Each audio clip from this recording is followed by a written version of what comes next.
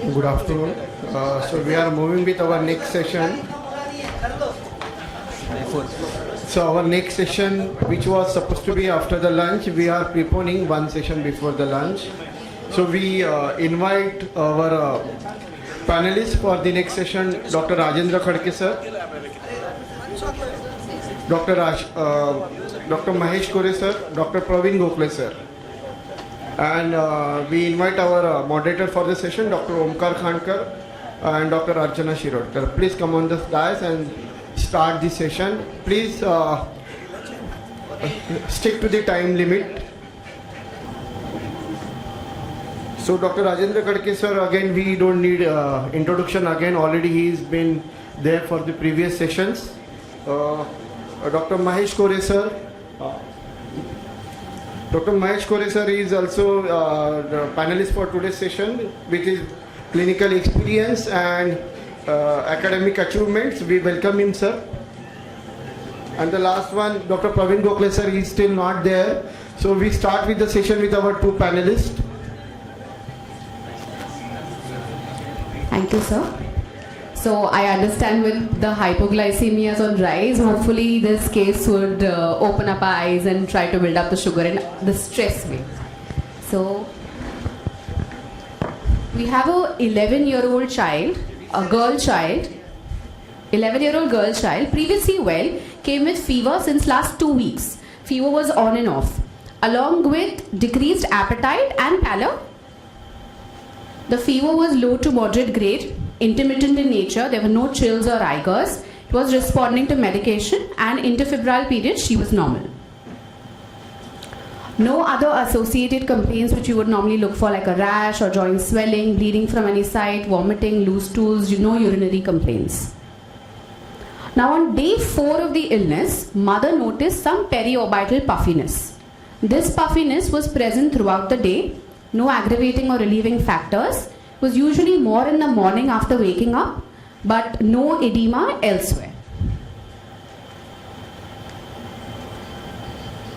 So I'd just like to reiterate here, sir, this patient came to us later, so whatever history or examination is there is from the notes of previous pediatricians. On general examination, we had bilateral cervical lymphadenopathy, 1.2 to 1 centimeter, firm inconsistency, freely mobile, non-tender, no lymphadenopathy elsewhere. She had pallor, periorbital puffiness, no edema elsewhere. The blood pressure was 100/60, which is normal for her age.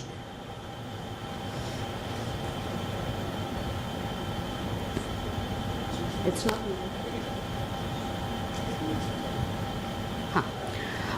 Rest systemic examination also was normal. There was nothing specific in the systemic examination as well. So, sir, at this moment, without labs, what is the one diagnosis you absolutely don't want to miss? Khadke, sir? This history as well as the clinical examination says that there is a periorbital puffiness which is not diurnal radiation, without diurnal radiation. So I really don't think that basically we are dealing with kidney illnesses. We are still thinking that there is a female child, 11 years, with fever. I would like to see clinically this child, whether there is a history of hair fall, whether there are non-painful ulcers, cutaneous ulcers, or mucosal ulcers, or palatal ulcers, which can be seen in this child, and then at least a CBC, CRP, and ESR, which is very important in this case, which will guide me whether I am dealing with infectious process or whether I am dealing with inflammatory process. In this history, pallor is a predominant symptom. You are saying pallor, on examination pallor. So pallor anemia has got 4 groups: deficiency anemia, hemolytic anemia, hemorrhagic anemia, and bone marrow anemia. So there is no history of hemorrhage here. So I will rule out that. And I am looking at the fever and pallor, so deficiency is also gone. So I am left with only hemolytic anemia or bone marrow anemia. So what you want to not to miss is bone marrow problem. So these were the investigations on day 5 of the illness. The hemoglobin was 8.7, normocytic, normochromic. Total counts were 3,100, neutrophils were 42 and lymphocytes 56. Platelet count was 1,25,000, ESR 78, CRP 25. Retic count was 1.2, corrected retic 0.7. LDH was done, which was 360. Bicytopenia and raised ESR. CRP is normal. Again, we are thinking about inflammatory pathology in this child. A classical case of lupus would present like this only. We again have SGOT, SGPT, which is slightly on the higher side. Creat was normal, 0.6. On urine routine, we had trace protein and 5 to 8 RBCs. The ANA was negative, ASO was mildly elevated, and anti-DNase was mildly elevated. See, basically, what is the purpose of sending dsDNA when you don't have ANA positivity? So that let the audience be very clear about this, that you cannot send dsDNA if the ANA is negative. If the ANA is negative, that means dsDNA has no role to play in the investigation. Can you go back to the previous CBC? dsDNA or anti-DS? That is the streptococcal anti-DS. No, this is anti-DNase. Anti-DNase. A streptococcal. Streptococcal. Oh, I thought that dsDNA was done. Go back to the previous one. Yeah, CBC. Yeah, there is a HB is low, TLC is low, and normocytic normochromics brings me a slightly worry because it is not a good normocytic normochromic anemia is not a good one. We have to refer them. For general practitioners, it is not good.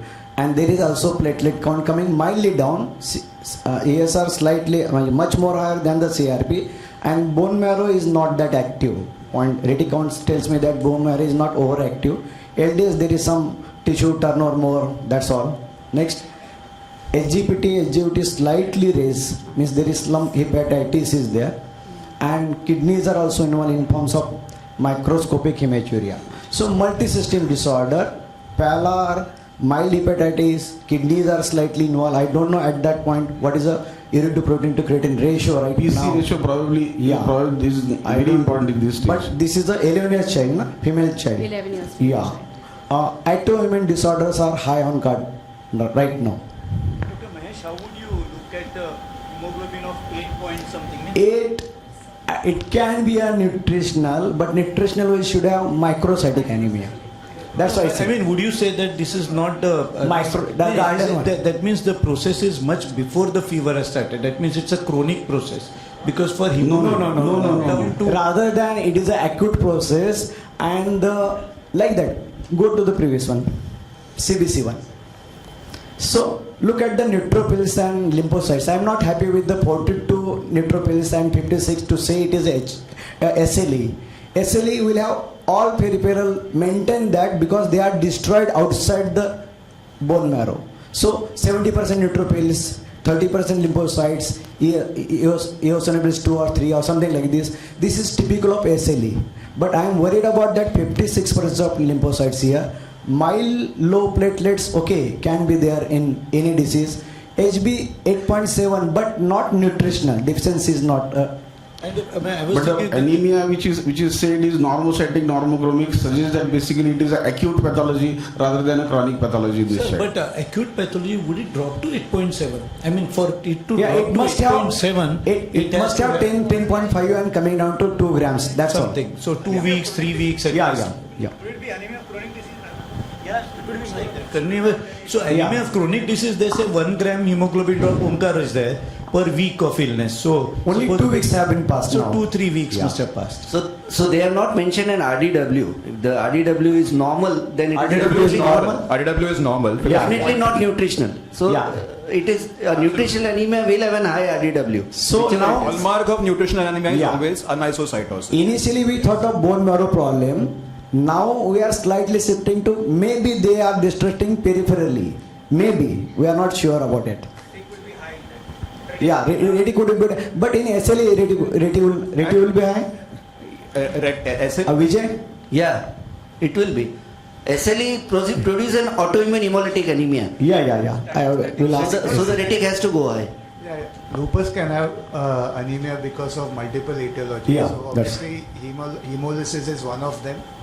You can have B12 deficiency secondary to With 2 weeks of fever only. We are talking about 2 weeks of fever. I'm still concerned about the lymphocyte predominance. Yeah, that's why, that's my concern.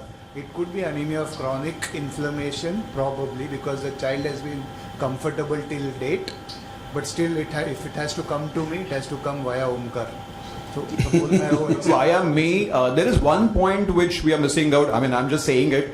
The reason being, the ANC is also less than 1500. So it is more or less like a pancytopenia. So it is a pancytopenic picture which you are getting in a child who is an 11-year-old female child with fever for 2 weeks, with periorbital puffiness developing on day 5, with weight loss and some amount And of 56% of lymphocytes itself is worrisome.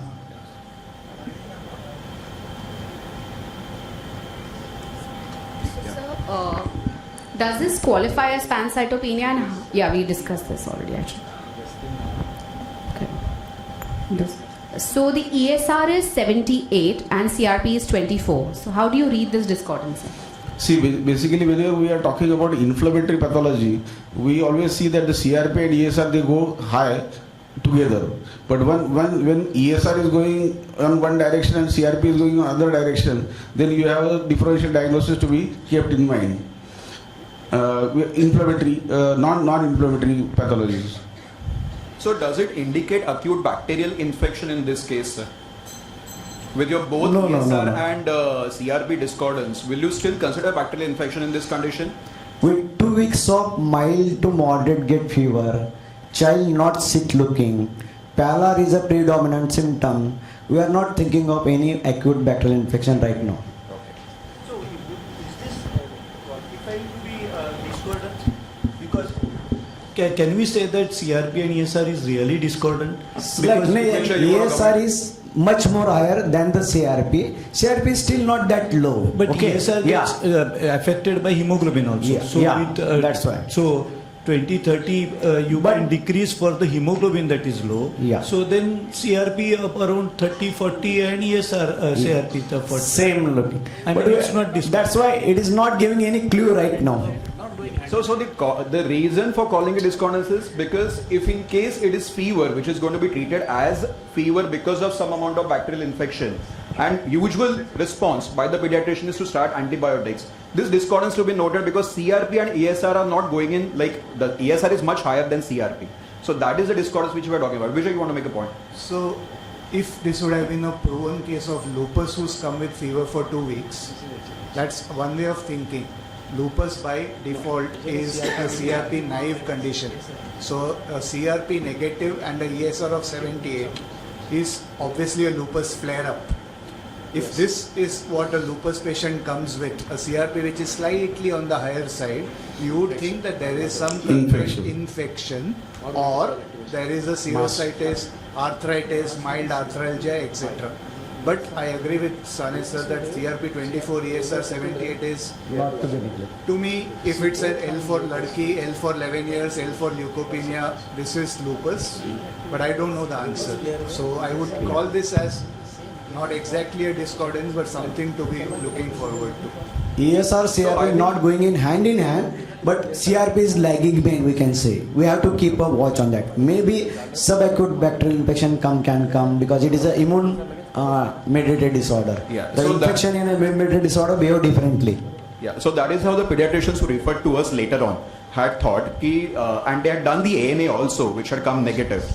In fact, the ANA was done twice in this first 2 weeks period, and that was negative. So we want to know ANA, what method was used? It was done by indirect immunofluorescence. Yes. Okay. Then so we could go through the notes, and it was the right method. Which almost we can say that ANA negative lupus is very, very, very rare.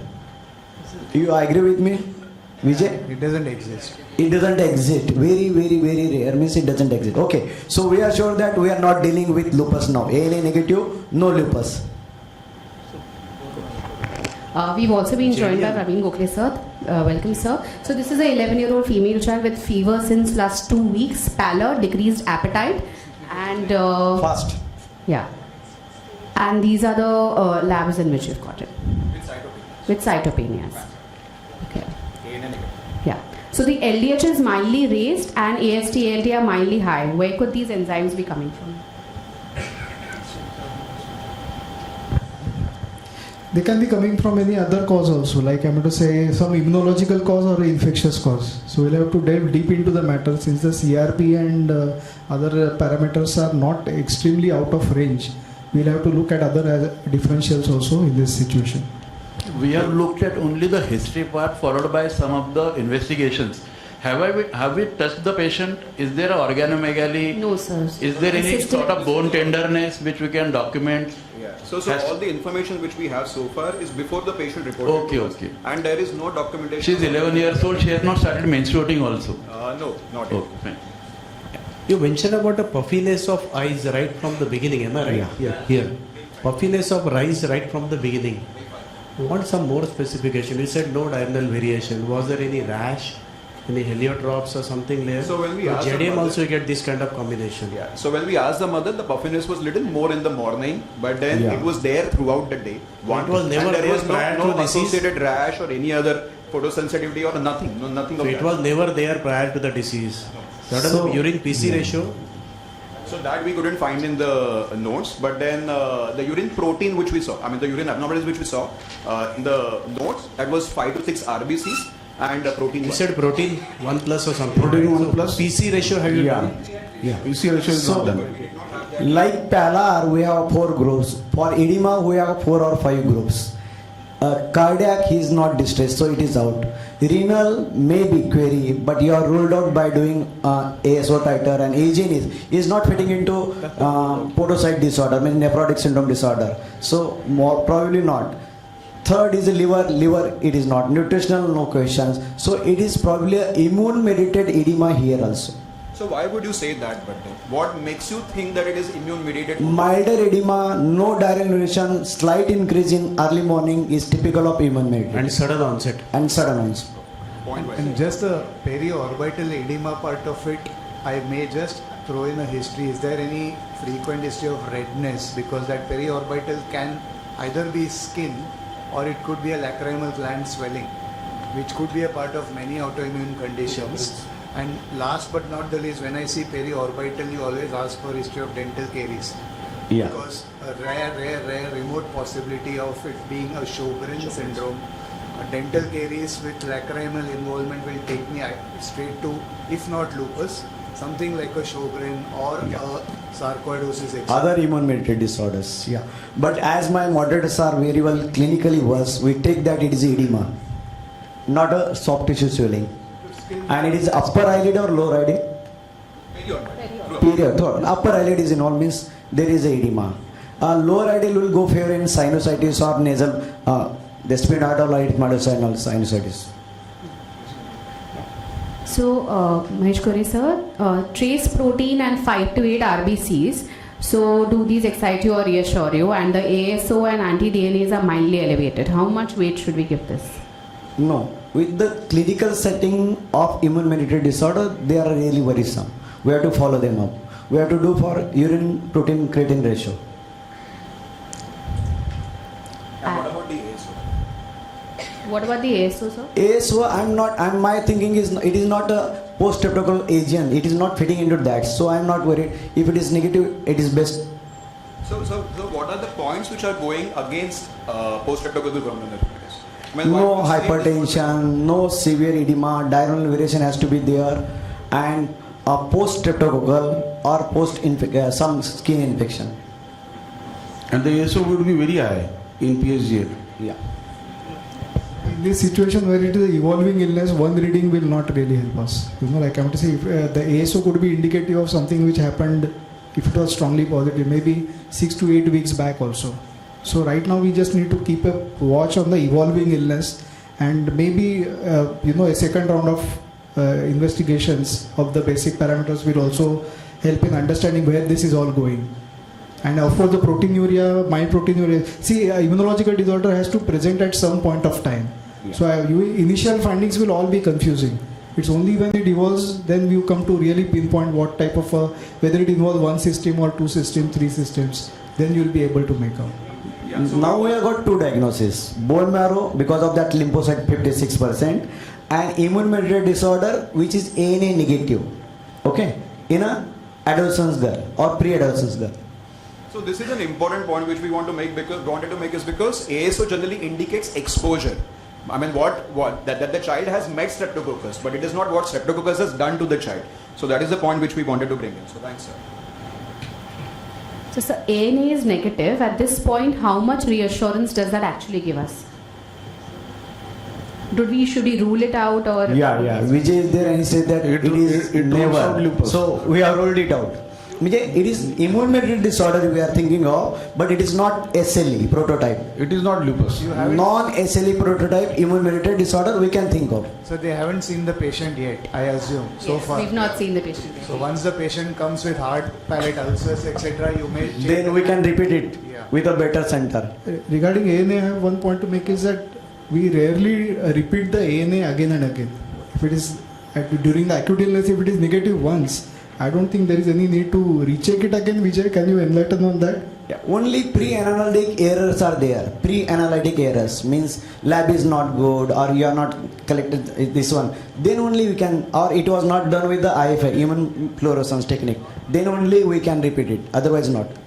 So Vijay, will you repeat ANA generally?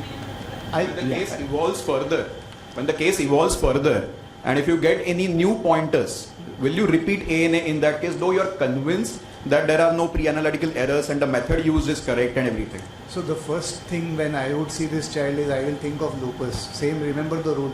L for ladki, L for leukopenia, L for thrombocytopenia, and 11-year-old female. My pre-clinical educated guess is ruling out SLE.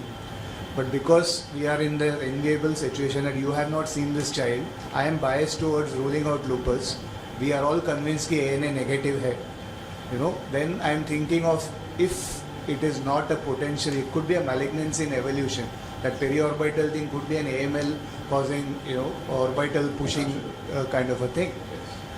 But what Dr. Kukle said, once negative in a proven SLE, I would probably not think of lupus, number one, unless it's from a dicey lab. And in a properly proven lupus who's ANA positive, I will seldom or maybe never repeat an ANA again. It's the dsDNA and the other antibodies which keep fluctuating with the illness. So I am very curious to know how this child presents to the OPD and what are the findings when you see this child.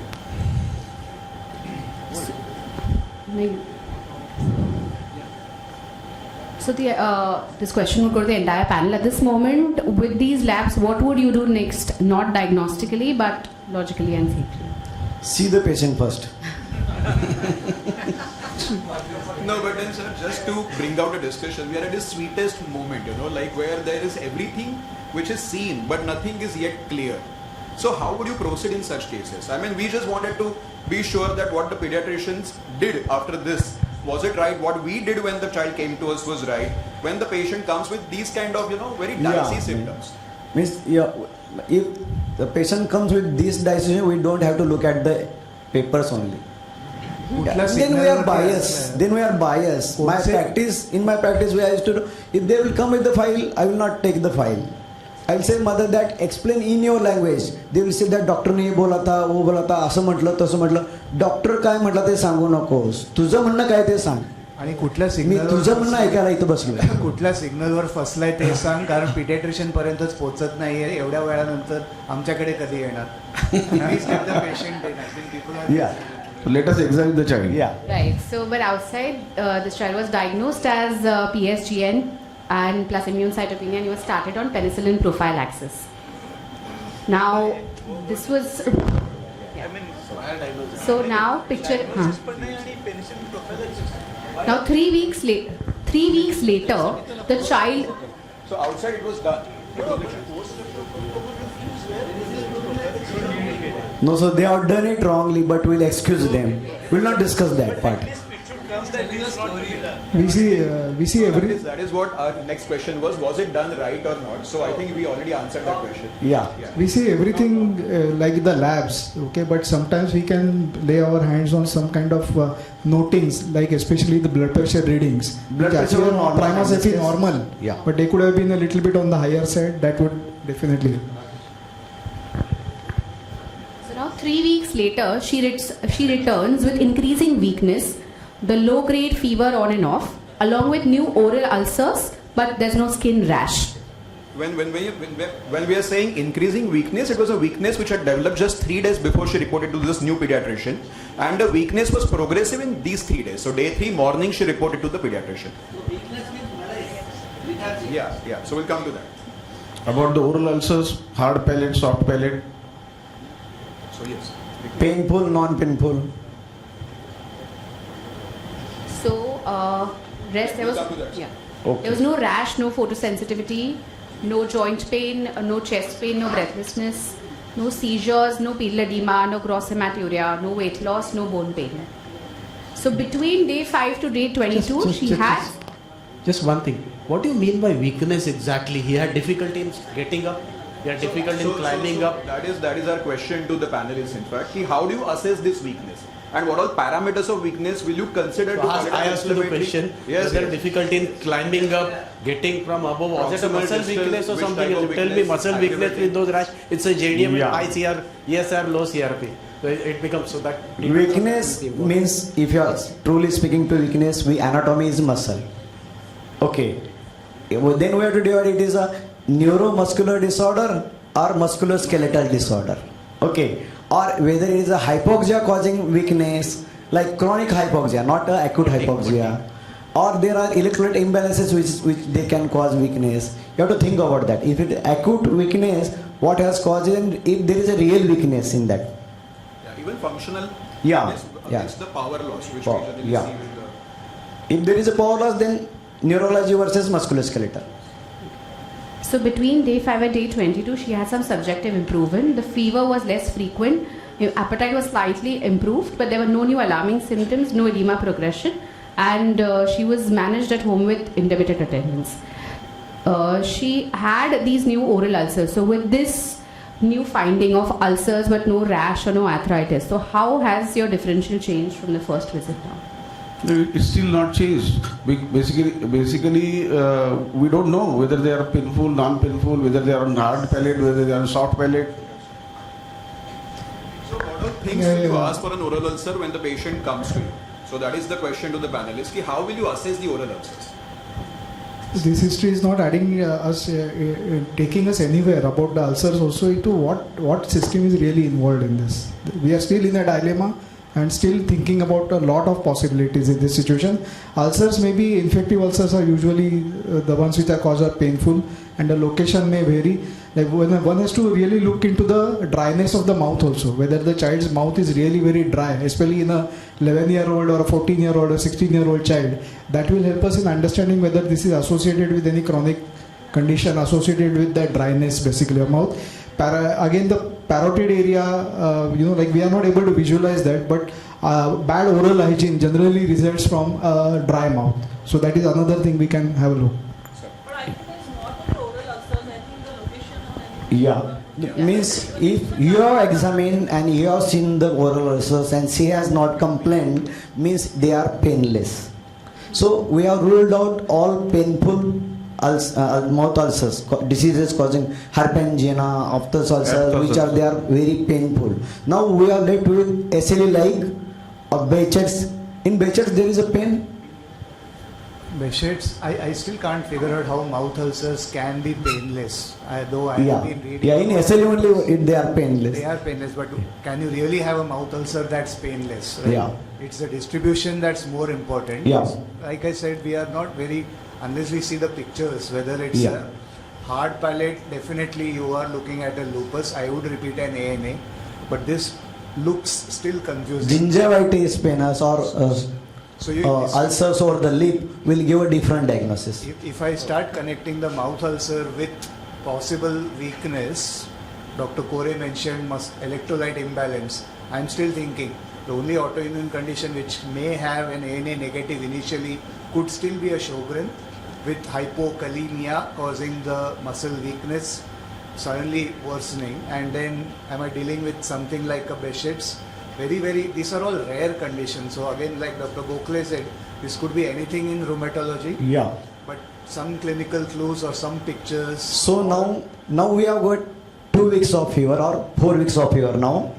Oral ulcers, pallor, hematuria and mild hepatitis, means multisystem and progressive disorder. So now we have got chronic progressive disease. Yeah, with an intermittent period of not so, Not so sick. Yeah, So not so. Does she have a liver and spleen? Is she hemolyzing by any chance?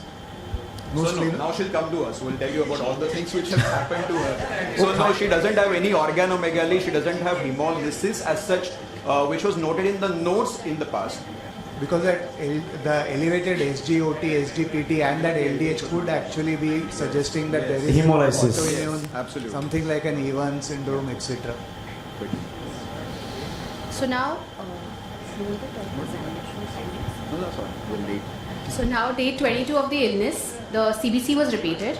HB was 7.8, WBC count was 2,400, neutrophils were 44, lymphocytes 55, platelets were 98,000. The urine routine showed 2 plus protein and RBCs 10 to 15.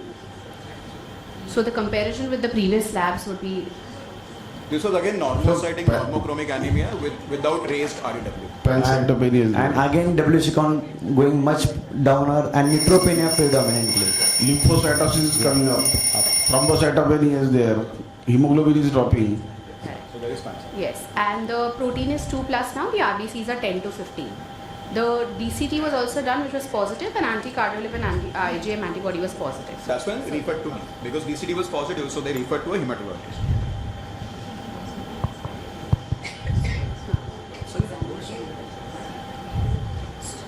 So on examination, there was no organomegaly, or there were lymph nodes, cervical lymph nodes around 1 to 2 centimeter on both the sides, cervical, and we did the panel, which was C4. You can go ahead. C3 was 45, which was low. C4 was 6. The 24-hour urine protein was 1.2. ANA now was positive. It was 1:640 homogeneous. Yes, DNA was again strongly positive. Anti-SM antibody is positive. And others were negative. If you just go back to the urine examination, it would in a hemolytic situation you will not get RBCs. Yeah. So unless it is intravascular hemolysis, And so where you might it get has to be hemoglobin acute urea. hemolysis, which would cause intravascular hemolysis would cause hemoglobinuria. Hemoglobin urea, yes.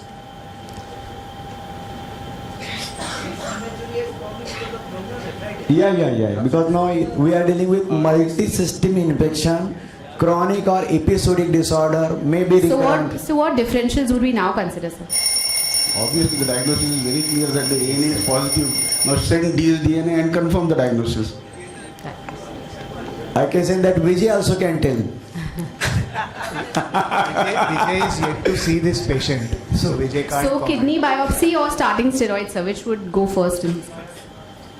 Refer to rheumatologist. Now, Vijay, what do you say about this? Why first ANA negative, second ANA Yes, so positive? this is our next question. Why was this patient not referred to me first? Number one.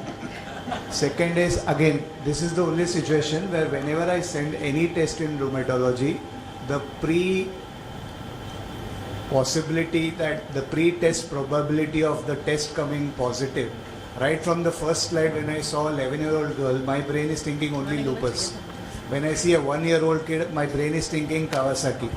That's where the approach has to be, that the pediatrician has to be sensitized to rule out autoimmune rather than proving an autoimmune. And many times in the process of ruling out, you end up diagnosing many of the diseases. In an ideal world, this child would have been lupus right from day one. Leukopenia hota tha, lymphopenia hota tha, and that ANA would have come positive and the patient would not have come to Omkar, probably.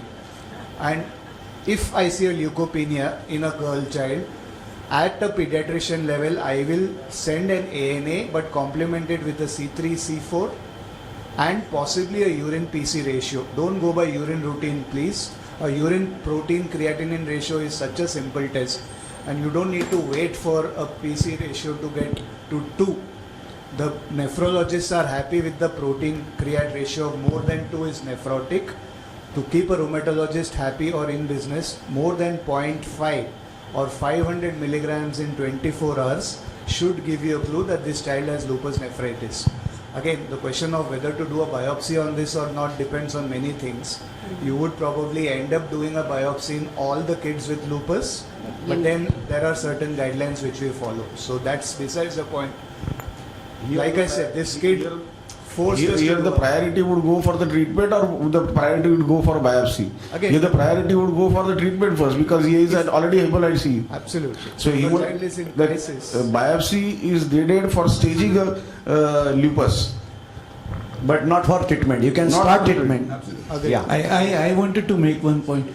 I think our panelists diagnosed the case on first slide only. I think so correlate, I think extremely good because you people suspected immunological illness and SLE even on day first slide itself. I think that's what Vijay also wanted to say. Thank you. That slides was too good. Thank you. So the learning points would be that cytopenia ESR paradox that we talk about, and the high ESR but not the cytopenia in early disease. In PSGN, the CBC CRP should usually be normal. Sepsis will be high CRP, not low. And transaminitis is not always hepatitis. SLEs, hemolysis, myositis can have transaminitis. ASO positivity, again, as Omkar sir said, should not point towards the PSGN. It's just about exposure and not what the disease has done. And the PSGN should have had hypertension, significant proteinuria, and not leukopenia. Coombs test positive. Yes, most would think of Evans, but Coombs test positive plus cytopenia plus fever plus a proteinuria screams a lupus. And Evans should always trigger an SLE screen in a teenage girl. A previous session, excuse me, I would not want this session to get over without knowing from Vijay the choice of steroids between Omkar and of course Dr. Vijay. That point got missed. It was a very important point. The discussion went off. In HLH, you want to say in choice HLH? of Ma'am, you in can, HLH. ma'am, choice you of can steroids. ask them personally. Ma'am, I request you can have one-to-one session. we can always have have because that, of but time we bound, have, I please. know, but then the important points are getting missed in the general. I will send you the PDF on delegates group. So no, that is also HLH one protocol message from the audience 2024. I want to put across that kindly be specific. Parul got a in- message that एक सीटी बाकी है खिचड़ी बनने में. So there is a change in a program. Now we are breaking for the next 30 minutes sharp for the lunch, and we are coming back because after the lunch we have a cultural bonanza, a non-academic session, and we request our panelists please visit the felicitation counter, and we really thank you for your excellent clinical judgment from the first slide itself. We had a wonderful session. So we break for the lunch and we come here exactly 2 o'clock. So we begin with our next session. So myself, Dr. Manoj Tamke, I am going to chair this session. So Meherban Kadardan, Dil Tham ke baitiye. We are presenting, before we start our next academic serious sessions, we have little non-academic session only for you, a different type of experiment we are doing here. So I hope you all enjoy. We are presenting our fever Bollywood theme song to charge you all. This song is presented by our own versatile TAP members. Before I call them to perform their act, I have a few words. So I will express my thoughts. आपले शहर आहे ठाणे, तुम्हा रसिकांसाठी सादर आहे नाच आणि गाणे. असता टॅप मेंबर्स काय आहे उणे, रसिक मायबाप विनंती आपणास कृपया मनसोक्त दाद देणे. And we start. I invite Dr. Omkar Khankar and his team to come and please entertain us. Thank you so much. Over to you, Omkar.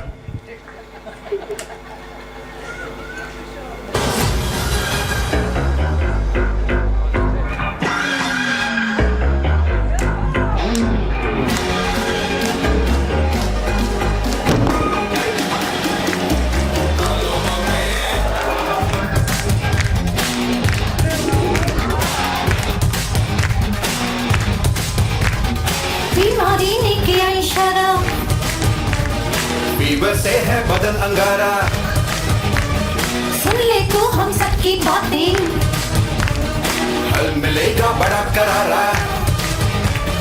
Fever के हैं दो तरीके, वायरल और नॉन वायरल करके एक बार ये समझ तो जाए, फिर ना पूछे कभी दोबारा. टन टना टन टन टन टा, घबराना टन टना टन टन टन तारा हम है तो फिर क्यों घबराना सुना हमारे चाहने वाले आगे 10 है पीछे 12 अरे इतना तू क्यों सोच रहा है जीते जो समझे इशारा टन टना टन टन टन तारा हम है तो फिर क्यों घबराना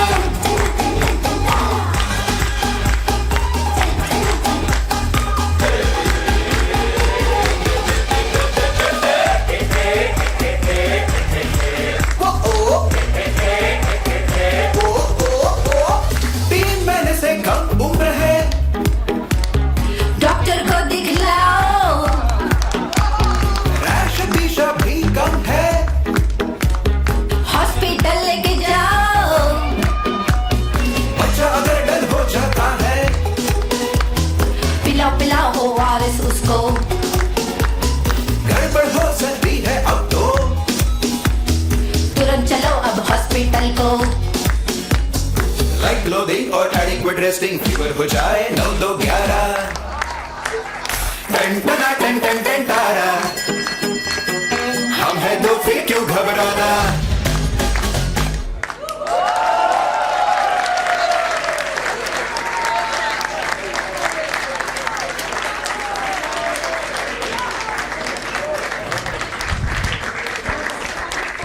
Wow, superb. It was awesome, awesome, awesome.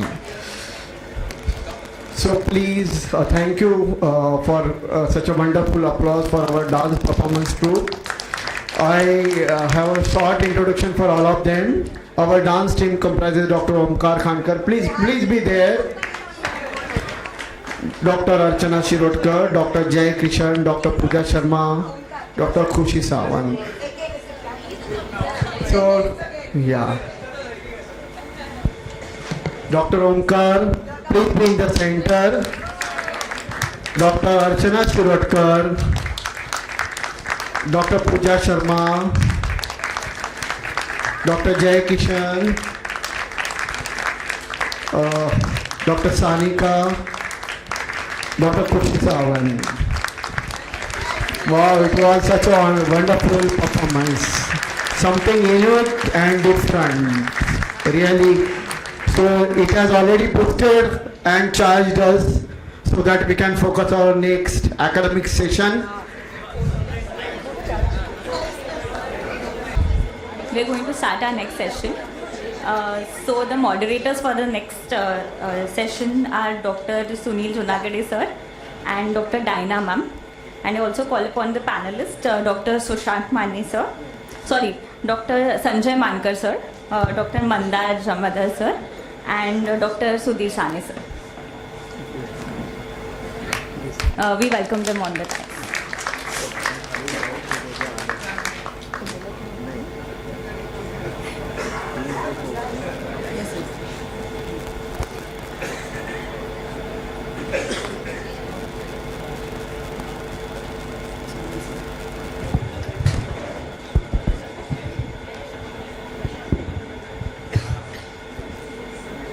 Good afternoon, everyone. I hope everybody has settled down. Two quick caveats before I start my case. This case has been taken from my unit only when it was admitted for the second time. So there is a contribution for 2 units. The first admission I am not personally involved in. That is why I would be with you as far as the first part of the case goes. Second, I have been personally involved in the management, so I will be posing questions as and when needed. Okay, so as far as I am concerned, though the case will end with a definitive diagnosis, I am not as a clinician certain that I have done complete justice to this case and it is open for another review. So I will take help of all the audience and experts here and gather your valuable inputs. Good afternoon everybody. While having lunch we had a doubt कि सब लोग थोड़ा hyperglycemia will be a little sleepy.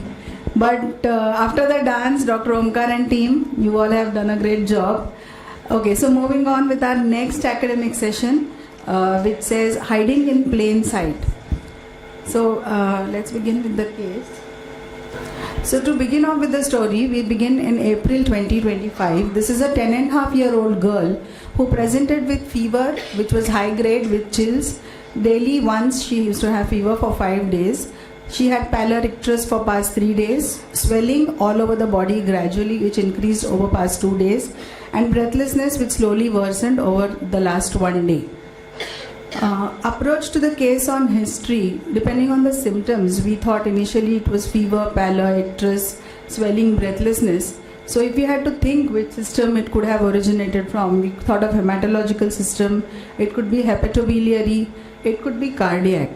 Now I want to ask the panelists, what negative history would we like to ask sir here to rule out these or any other systems which you would feel could be associated with this system?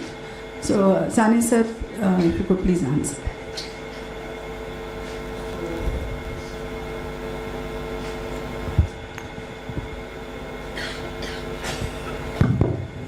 Hello. So as we have been discussing since morning, I think first thing we'll ask that how was the patient before the illness? Was he absolutely all right, or there was some issues in the past? Symptomatically, you can say was reasonably all right, relatively all right, barring one thing which will unfold as we go to the next year. Okay. But otherwise, symptomatically, this was the first time she had this set of symptoms. Then quick negative histories that tells us about seriousness and anatomical localization of the illness, I will ask. Correct. So for example, in fever, how was the child interfebrile? Is the grade of fever increasing? Is there any associated, like today Dr. Jog said, stop symptoms like, serious kind of oliguria, all this? That's one thing. Then pallor, have they noticed that it is rapidly increasing pallor currently? So it was a recent onset pallor which was overlapping with yellowish discoloration of the sclera also, as told by the parents. And second, the set of symptoms have come all of a sudden. As you said, fever, it was high grade with chill that was very specifically asked for and told to us, intermittent. And intrafebrile, reasonably happy. And about icterus now, so whether it is pre-hepatic, hepatic, post-hepatic. So I like to see how much is what is the color of the urine. Okay. Are there any symptoms of hepatic involvement like anorexia, nausea, vomiting? There were no other associated symptoms which can point towards the direct involvement of liver at this point of time. And pale stools was not there. And again, swelling and breathlessness. So in swelling, diurnal variation, or generalized body swelling You can say it's generalized body swelling. So along with anemia in a 10.5-year-old girl. Fair enough. So I think these are the negative important history I will like to ask. Which season he is coming from? In the rainy season or April? April, sorry. So no playing in the rainy water and nothing like that. Any previous history, G6 deficiency or anything else? No, nothing Not like there. that. Yeah. So no history of hemolytic jaundice as such. So just to sum it up, would like to correlate everything in one rather than seeing it in isolation. That is one. Beginning with fever, acute, so infection.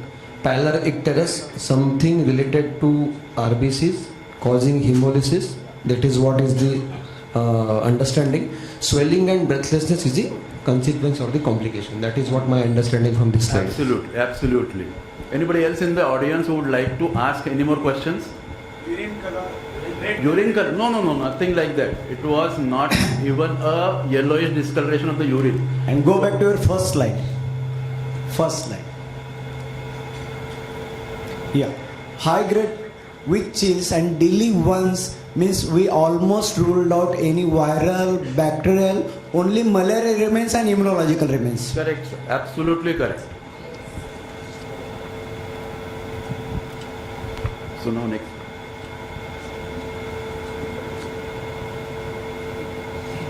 So these are the set of questions visually all of us, some of us, many of us end up asking when you have a child who has been brought with 2 or 3 symptoms coming together for which there is no immediate answer to. But sir has brilliantly summed up because he must have had experience of a single pathology resulting into this set of symptoms, and malaria fits perfectly right at the top. So these are the relevant examination findings. So you can say here that the child has not been growing well. correct? So she falls on the growth parameters, and the rest is all because of the current status of the patient. Weight was 20 kg, which was with edema. Height was less than 3 standard deviation. Child had tachycardia, tachypnea, severe pallor with icterus, generalized edema.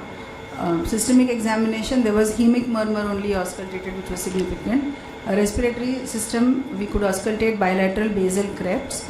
For abdominal, there was hepatosplenomegaly, and CNS system was normal, central nervous system. So summarizing the case so far, we have a 10-year-old girl with poor growth, pallor and icterus, acute onset, now presenting in CCF, probably triggered due to some acute infection. So what could be our probable differentials? Sir has already told a couple of them. Yes. I think even we should, because once a day fever, unless modified by antipyretics, and especially coming on the fixed time of the day, usually Vivax malaria. Falciparum malaria usually have irregular fever, almost continuous through the day fever. But this another thing, like Dr. Mankar was saying, we should also think of leptospirosis in this situation, very rapidly progressive and otherwise apparently normal. Icterus involvement of renal involvement is there. April is odd. However, urban leptospirosis can come like this because we have rats. Yes, sir, point well taken.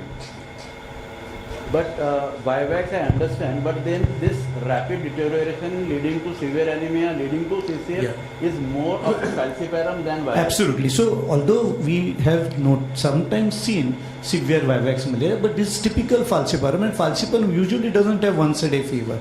Yeah, just one point. Falciparum coming because of anemia leading to cardiac failure is extremes of thinking.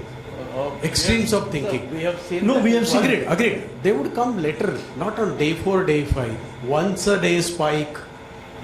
To think as falciparum till day 5 continues to be once a day spike. Because goes this into question anemia is going hemolysis. to come again and again during the discussion of this case, I would first like to put our perspective from a resource crunch setting where we get population strata which is extremely anemic. So we have a pre-existing anemic child where the delicate balance goes into decompensation with the acute illness causing acute hemolysis. That is how they come to I was us. just putting 2 points which he gave differential diagnosis. exactly. One is falciparum versus immunohemolysis.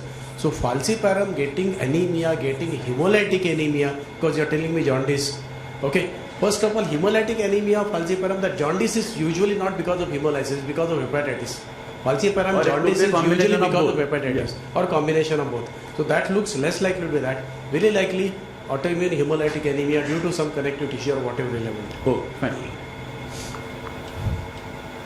So these are the set of first investigation. So like I said, this time I was not privy to the patient management, so we just gathered it from the files. And you said that the child was not in CCF. He was in CCF. He was in Yeah, CCF. yeah, yeah. He was in CCF.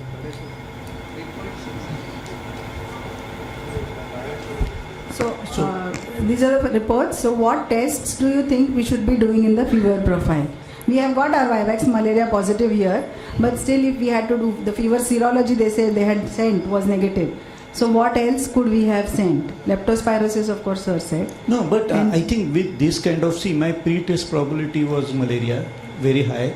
I was thinking it could be falciparum. However, this has turned out to be a Vivax. So I think I would be happy with this kind of diagnosis to at least clinically start the treatment. I know that this child, girl child, but may subsequently require pymaquine. So sometimes I will do G6PD, and there is a caveat here. I will not do G6PD, or at least believe in G6PD done at this stage, because the hemoglobin is very low and G6PD can be falsely normal even in G6PD deficient patients. Girl child. Huh? Girl child. So still we would do G6PD, and we will not believe in this report immediately. We will do G6PD later when the child has got, because new RBCs have higher G6PD and therefore cannot be relied on. So I wouldn't like to do any test. I don't know why hemoglobin electrophoresis was done, possibly because of chronic anemia, and the spleen and liver must have been firm and not soft. So I think. actually that firm hepatomegaly. Can I ask one question? Yeah, please. Yeah.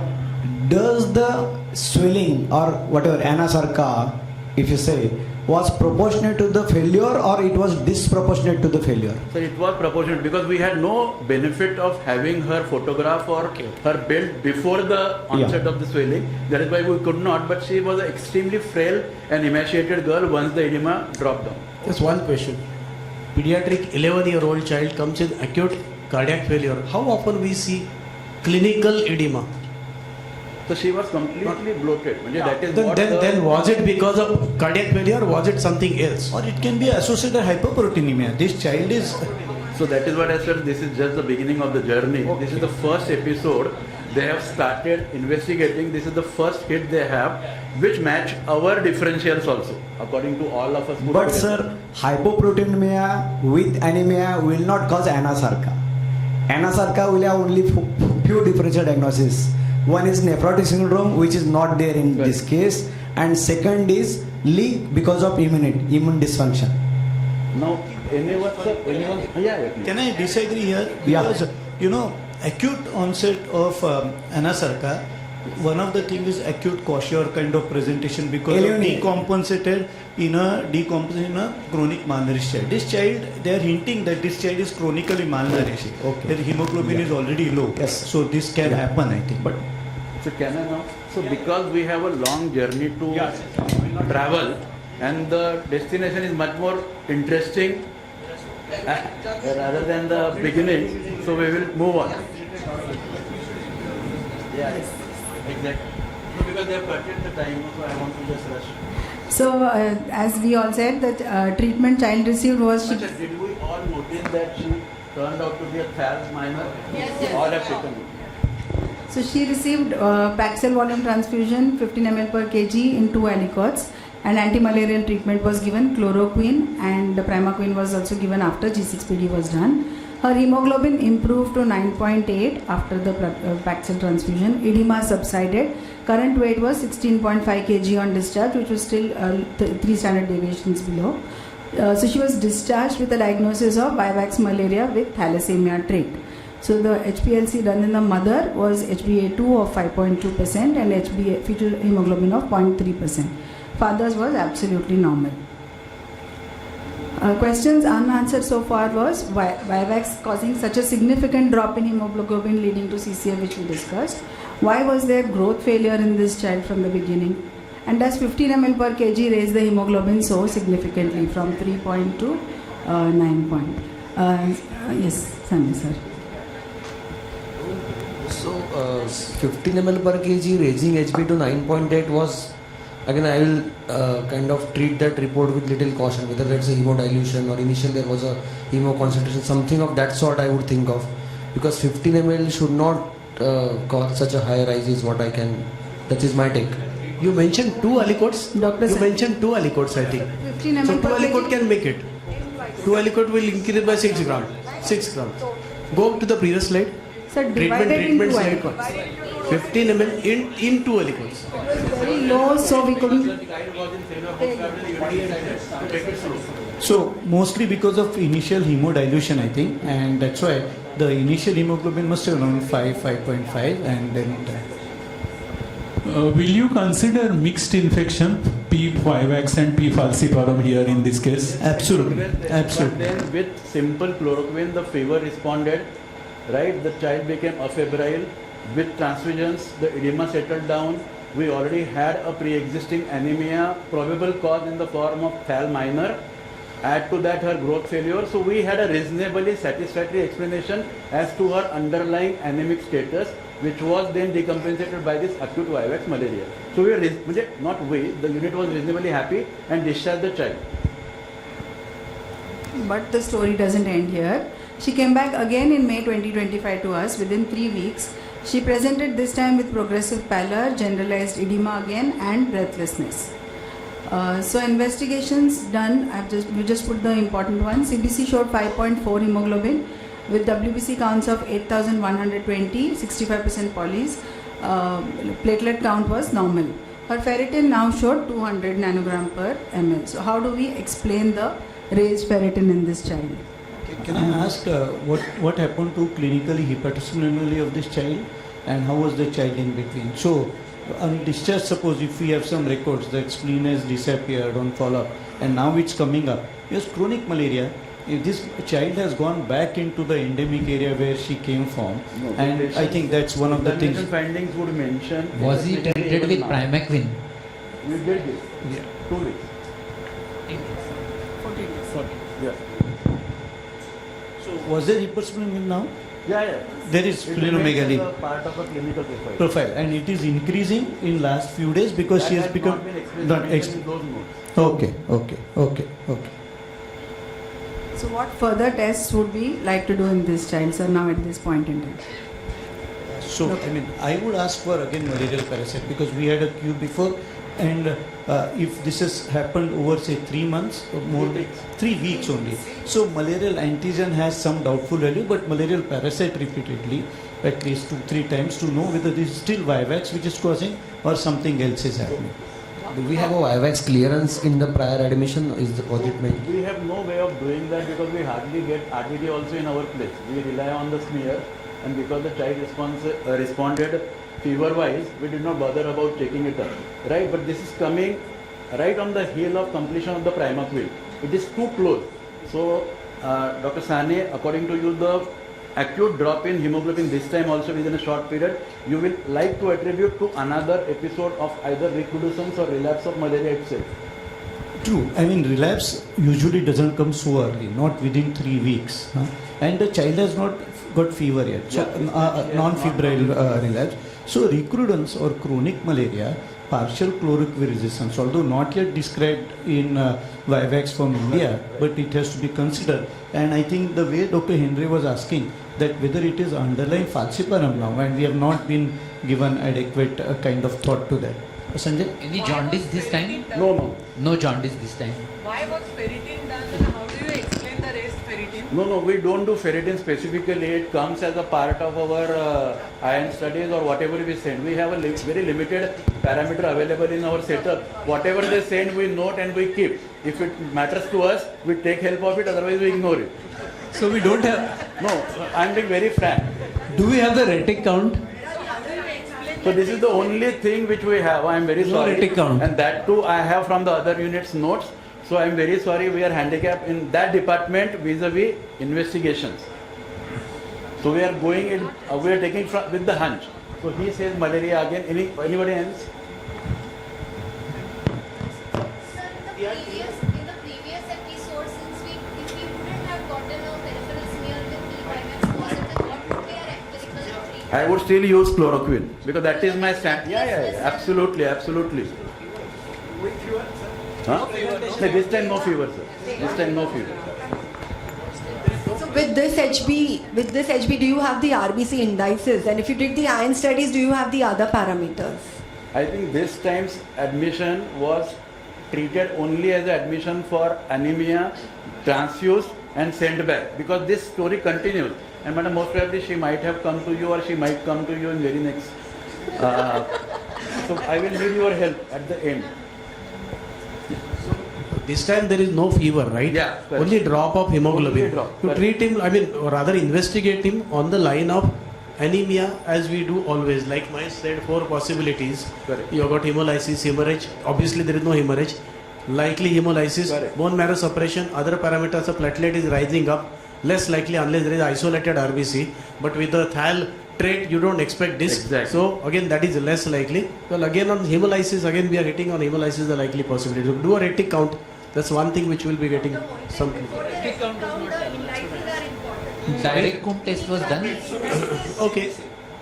So if you kind of analyze the child's ferritin, which is high, which we wouldn't have liked in iron deficiency anemia. No, but that could be inflammatory ferritin. That means there is some either inflammation going on or there is some additional chronic hemolysis in this child. So his past. So this is the way I will analyze. If there is hemolysis, then you will have ferritin high because that iron is deposited. That's what nutrition. exactly I'm saying. That high ferritin, that means it's not pure simple iron deficiency right now.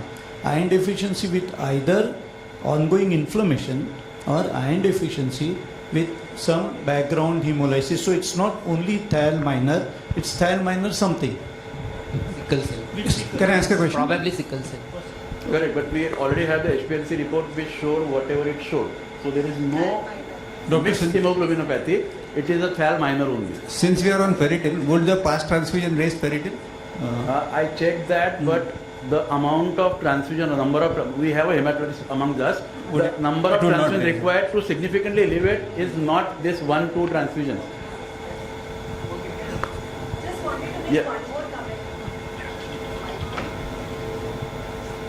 Just wanted to make one more comment. The serum ferritin can rise even in an IDA when the patient has some inflammation. So because the ferritin is not getting released from the RBCs at that time, it's because of the macrophages which release the ferritin. So here, I would say, when all the discussion that I've heard, sorry I joined in a little late, but in the previous CBC indices were mentioned. Here it will be more important to know the indices because the HB has dropped again. So, and the marrow should be done only if you're very sure there is a marrow involvement. If the indices tell you that this is a peripheral destruction, then a marrow should not be done. It's not required. So it was done. This time within 3 weeks the hemoglobin fell. It was treated by a transfusion and the child was sent home. Right. Now I'm just skipping because we don't want to linger on with this particular episode. This child kept on coming. And though thal minor, she behaved like a transfusion dependent hemolytic anemia. Any take on that now? So you have said that HbA1c was done and it was normal. So then other causes of hemolysis, like not normal. That is that thal minor. I mean, it is not showing anything else. Correct. Then I would think of other causes of hemolysis, like G6PD or pyruvate kinase. We still want to think of only hemolysis as a possible explanation to anemia. There is no other possibility that anemia is because of either some other phenomena. So like Dr. Mahesh was saying today, Mahesh Kore, that there are 4 causes of anemia. Right. Hemorrhagic anemia, there is no hemorrhage here. Bone marrow suppression you have ruled out because bone marrow is showing hypercellularity. Correct. Then hemolysis and deficiency. Deficiency shouldn't come monthly twice transfusions. So that means there has to be hemolysis along with that. This is the way I think I would analyze. She is losing somewhere where we are not able to say. Exactly. This much we are not able to find it. So much she is losing chronic blood loss. Dr. Rasna, your valuable thoughts. No, because this is as of now an unsolved mystery. We have come to a conclusion. Why was hydroxyurea started? We do not know. We had that unit had referred it to some hematology reference. Just wanted to say thalassemia is ineffective erythropoiesis and not predominantly hemolysis. And whenever hemolysis is thought of, immune and non-immune. So at least a DCT ICT can be done at any point where hemolysis is being considered. We'll come to that. Excuse me. Was this each episode of anemia was associated with jaundice? No, only the first one. Was it the spleen was increasing at that time? And slightly, the mention of splenomegaly has been mentioned only once, where there is a slight increase in the organ size. And then it was going back? No, it was not going back. It remained like that. Spleen is many. Mike.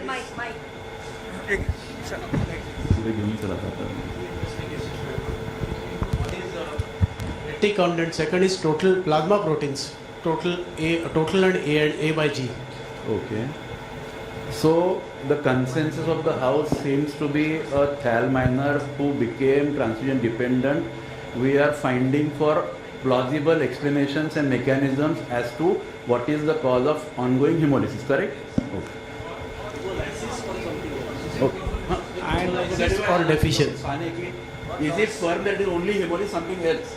Or we have to correlate that severe edema, hypoproteinemia and this blood loss. Whether the GI tract is involved somewhere and whether there is a vascular malformation in that and that can bleed. And provided does not give any kind of clue to that sort of. Or any hemorrhage in the lungs. Absolutely not. Okay. Parental? Peripheral. So she again in September 2025, this time when she presented high-grade fever spikes since past 2 days. Weight loss was there of 1 kg in past 2 months and poor appetite. So in spite of giving adequate blood transfusions, maintaining her hemoglobin, still she presented with these complaints. So there must be something else was what was thought of. So any more differentials that anybody can put in? This is the first interesting turn that case has taken now. She got her fever spikes here. So her CBC that was done this time, HB was 3.7. WBC count 3290 with 33% poly, 62% lymphocytes. Platelet count had dropped here, 68,000. DCT was positive now after multiple transfusions though. ICT was negative. Detailed workup for including serology for tuberculosis was done, but everything was negative here. And ultrasound abdomen was done, which showed only hepatosplenomegaly. Ivan syndrome due to some autoimmune Just mechanism. soaking the findings, the hepatosplenomegaly persists. Along with anemia, now there is a component of pancytopenia which is cryptic, which is a new finding, along with fever. With DCT positive. Yeah, but that is after multiple transfusions.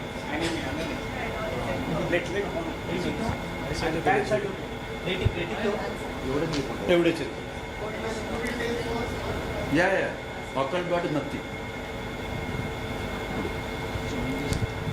So there were certain references made here. RBC phenotype studies were done from NIH KEM.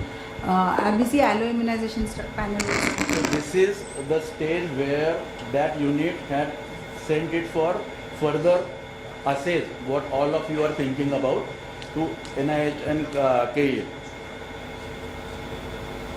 So to summarize so far, she presented first in April with only fever and anemia.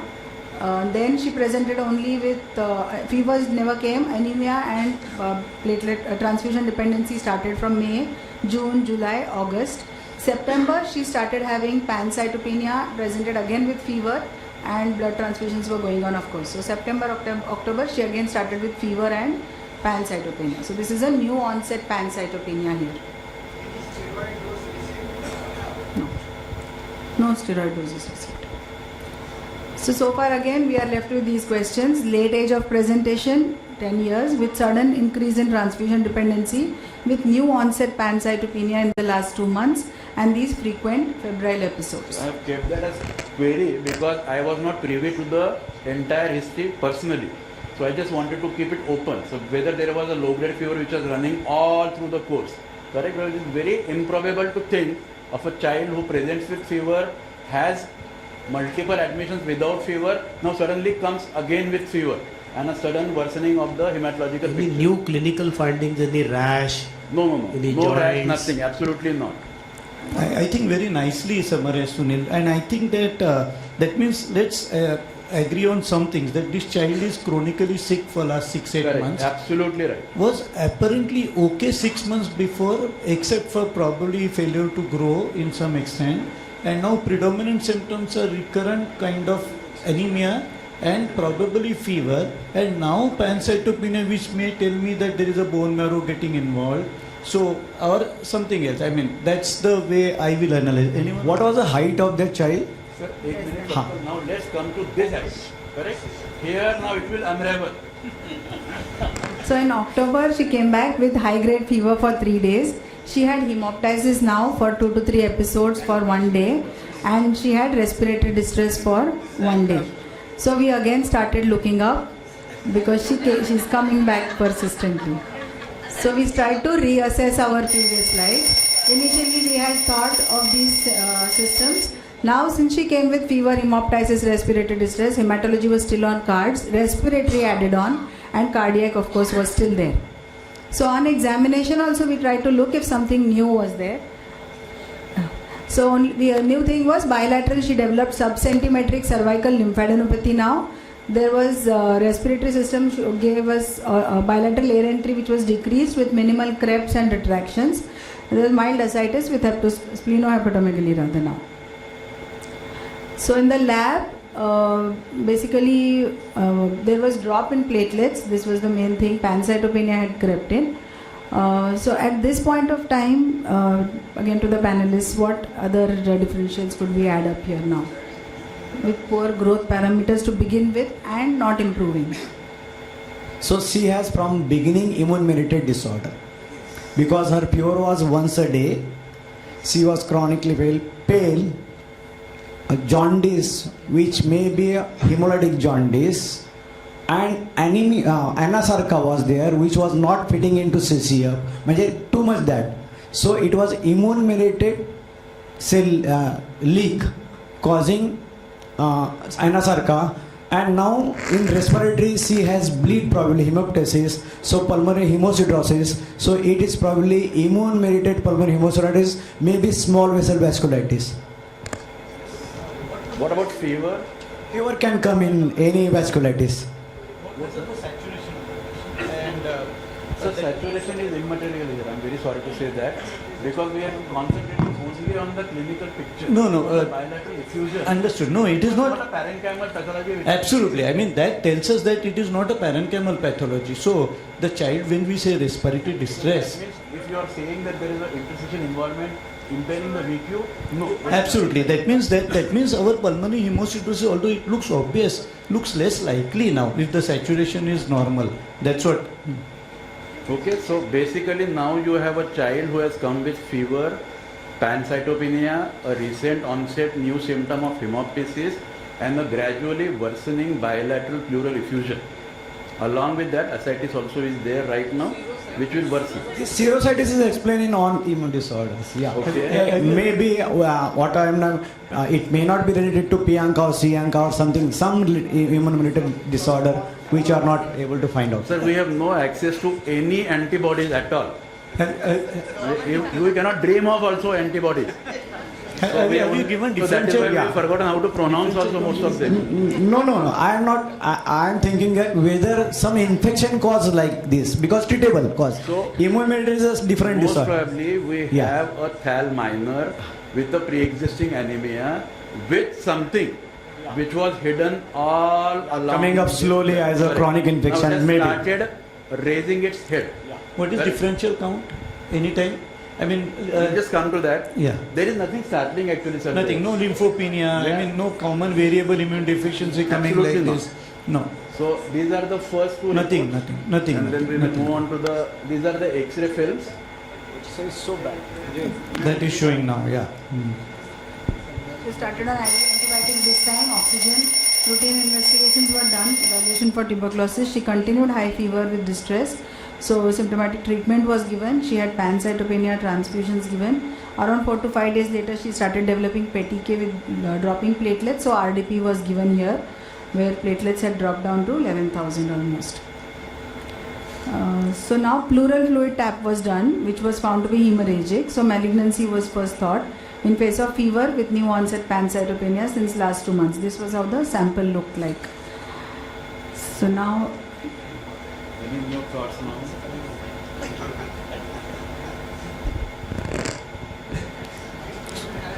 So, and we have no kind of what Dr. Mahesh Kore said, I agree that this is infection which is primary and there is a secondary immune mediated some problem. Absolutely right. So, antiphospholipid antibody syndrome and things like that. Now, I mean, these are the things I would kind So of. because I have a question. I have a question. Adolescent girl with DCT positive.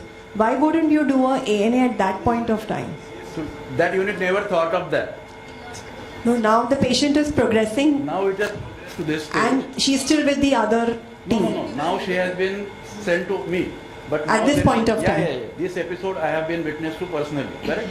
So that hemoptysis, because the NTP is such a fantastic program that the residents send the sputum immediately the next morning for gene expert. Okay, that will come. What about this hemorrhagic pleural tap? Is there any experience of any one of you where you have got a hemorrhagic tap in an infective pathology? What was the platelet count at the time of tap? I think it is 62 was earlier. Low 40. Because the patient already had Petike purpura by this time. So then you can explain it. So you want to say that this is because of a bleeding It could diaphysis be. that there is a bleeding there. It could be, yeah. And there is some amount So of inflammation hemoptysis is also also because because- there is serositis. So- Already there is. Yeah.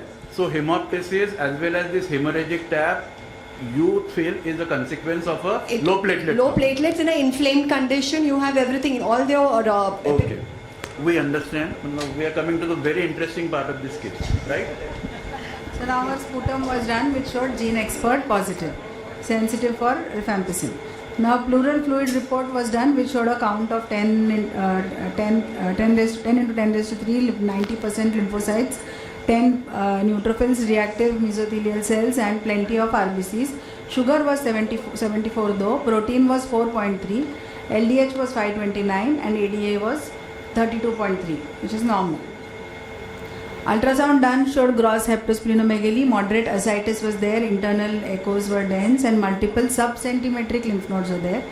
Ultrasound thorax showed right moderate pleural effusion, around 400 cc of fluid with pleural thickening. Left side mild loculated effusion was there, and CT scan showed minimal bilateral pleural effusion, dense areas of consolidation. So because now we have got a bacterial confirmation, we put the patient on drug sensitive TB regimen, correct? These are the worsening pictures we want to show, and then the gradual improvement also. Can I ask you one question here? So, does it fit into the etiopathogenesis of tuberculosis? It does not. Sir, That doesn't. There is a hemoptysis. Yeah. There are very few cases reported of hemorrhagic pleural effusion because of tuberculosis. That too very randomly, especially in adults. In pediatric population, this is my first case I have been seeing after 30 years. That is why I am asking everyone. And Sunil, not only that, and additionally there is hemoptysis. Hemoptysis exactly. means parenchymal involvement. Fibrocavitary lesion. Yes, and fibrocavitary pleural effusion occurring Absolutely. together, that also hemorrhagic. Correct. That means this occurs when we have seen is infancy, HIV and immunosuppressed patient. So there is something happening more to this. So I started the case by saying that I myself as a clinician am not very happy. Though we have hit onto the organism, we started treating and you will see the miraculous response also. So she was started on drug sensitive TB regimen. Prednisolone was added in view of disseminated TB with pleural effusion. She continued to have high grade fever for next 10 days and then V was reduced. CBC had showed marked improvement in all parameters after 5 days of initiation. No more blood transfusions were needed. Gradually fever subsided but respiratory distress still persisted. Repeat pleural fluid tap was done. It continued to be hemorrhagic as shown in the picture, and these were her reports. Hemoglobins maintained, platelets maintained, rest everything was okay, but bone marrow aspiration was done now after 1 week of starting AKT when CBC had improved. This had showed normal cellular marrow. Basically many well-formed epithelioid cell granulomas were noted. Scattered histiocytes were seen. There was no evidence of atypical cells in this. Actually, I had insisted on this particular marrow despite getting that bacterial hit because I am still not convinced that this hemorrhagic polyserositis is because of tuberculosis per se. So though we have started treating, the patient has responded, I was not very happy. That is why the last note to her is to see Dr. Ratna Sharma madam. So let's see where she ends up with. So this is a very interesting case. It's not explained by Exactly, sir, exactly. We never claimed. Exactly. How do you explain? He required 3 transfusions in a span of 3 months. Now, retrospective with this marrow, there is a possible explanation that the granulomas which infiltrated the marrow virtually suppressed the marrow. Disease of Cox started 6 months ago. You started treatment at the end of 6 months, and in that whole course of initial 5 months had only transfusion dependent anemia without any respiratory or any other manifestation. Very difficult to explain. Very difficult to explain, and we already have a marrow which was done 3 months ago, which was a reasonably normal marrow. Now let's know the agreed on the facts that we know that. There in bone marrow there are multiple granules. Yes, Suhas, I think. I wanted to make a point that you also have given steroids. So maybe that the hematological things have improved because you're given steroids. There probably is some kind of an immune-dependent hemolytic anemia or something which has improved from the steroid, not because of your anti-tubercular therapy. Sir, it was given only for 3 days. We had taken a consult. That person was in favor of starting steroids. I was not, because I was thinking of malignancy. So we took it out after 3 days. After that, she was with me for sufficiently prolonged duration. The fever did not recur. The count stayed on the course. She did not recur with any anemia or required transfusion. So she was actually a very happy child. Should have had a photograph. She's a very frail, closely cropped hair. All small. There was a very good spark in her eyes also. And I have seen very few girls or boys so sick having those kind of sparkling eyes. So I don't know why I am mentioning this, but that stayed with me. And I personally accepted that I am not very happy with the way we have left this patient, because I have searched the literature. We have not found a single pediatric case mentioned because of tubercular polyserositis leading to marrow suppression because of granulomatous invasion. So disseminated TB is there, and rest all malaria was there, proved, and all everything. Thank you very much. Thank you.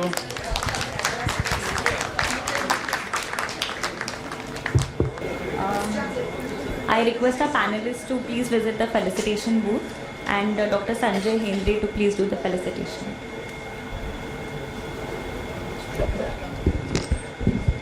We are back again with our quiz questions. Are you all ready?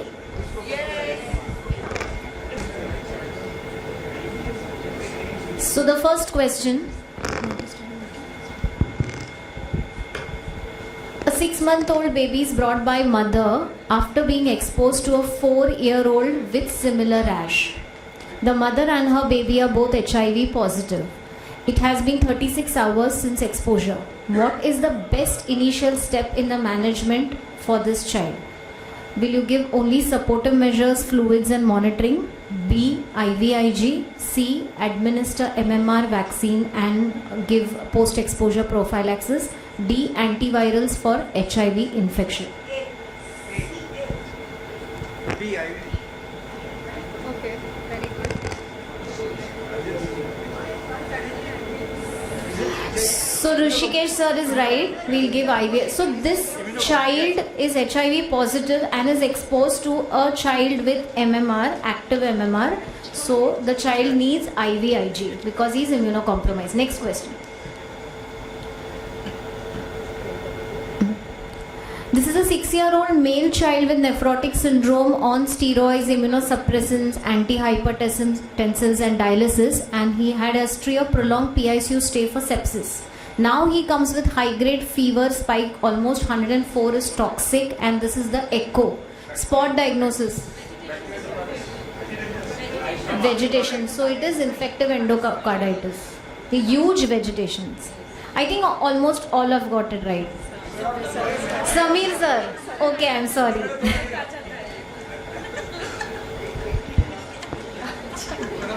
Question 3.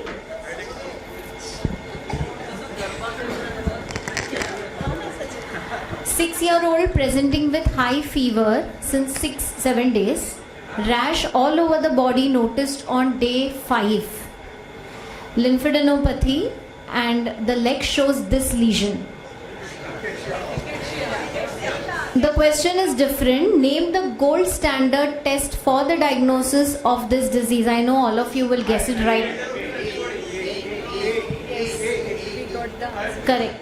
I think Sandeep Kerkar sir. Achha. The answer is indirect fluorescence assay. The answer is IFA. Wheel Felix is a screening test, not the gold standard.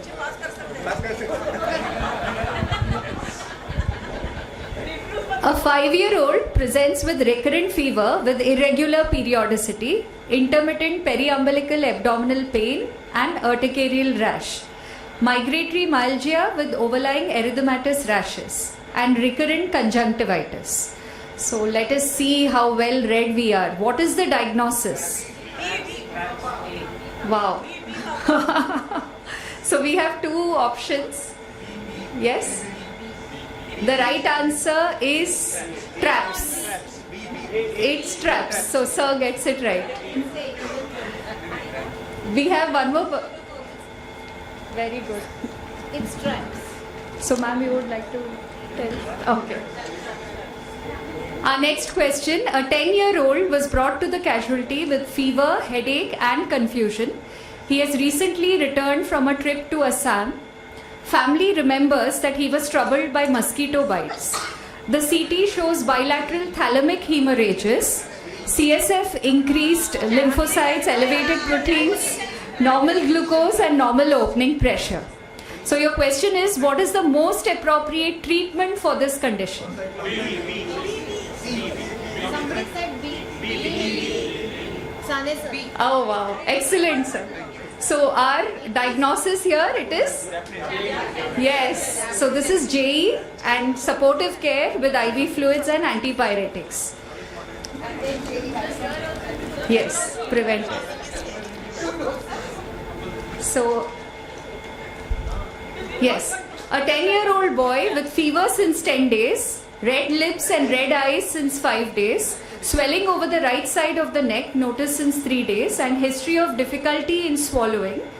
There was no response to antibiotics. On examination, there persisted to be enlarged right cervical lymphadenopathy, perianal desquamation, neck movements were restricted. The investigations were as follows. There was significant raised ESR, CRP, pro-BNP was more than 4,000. So, yes, I think we have been bombarded since morning with a lot of... What's the diagnosis?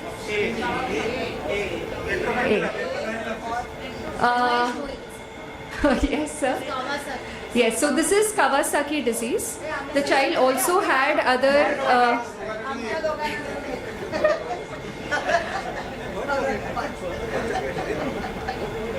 Right, moving on to our last question. These are the CSF findings on a 6-year-old boy with fever for 10 days and a history of deteriorating school performance. The CSF analysis showed raised proteins, glucose of 12.6 as compared to a serum glucose of 105. White cells were at 234 per millimeter cube and mainly lymphocytes. The red cells were at 4. So, here are your options. TBM. Yes. Yes. Yes. Yes. So TBM is right. It is tuberculous meningitis. So we have to congratulate our awesome audience, and you all have been great and kept yourselves very active, testing yourselves on the delegates group as well. So we have some of our fastest finger firsts being displayed over here. So right through the past 1 week who have been answering all the quiz questions. So on day 1, day 2, so heartiest congratulations to each one of you. You all deserve the chocolates and very good. So we are constantly trying to be well read and better than before each time. Right, so thank you. We sign off here.